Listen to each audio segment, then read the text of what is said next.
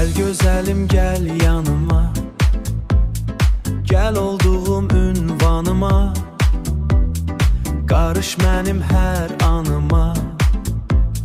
Gel güzelim gel yanıma, gel derdim qəmim bitsin, gel həsrətim sona yetsin, gel qara günlərim geçsin, gel ki tənhalığım içsin, lalə bitər çəməndə.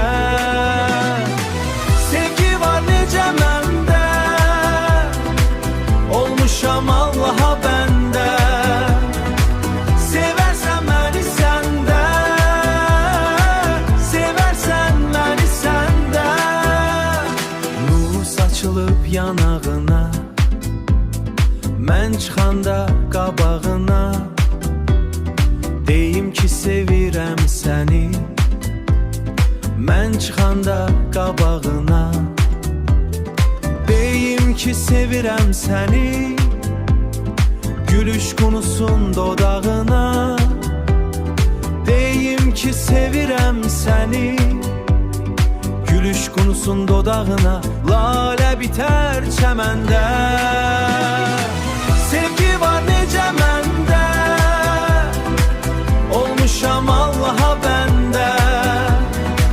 Seversən məni səndə, seversən məni səndə.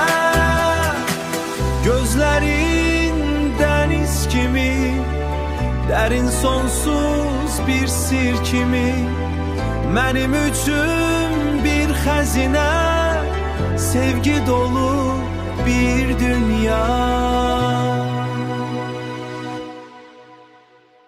Gel güzelim gel yanıma, gel olduğum ünvanıma. Seversen beni sende, gel güzelim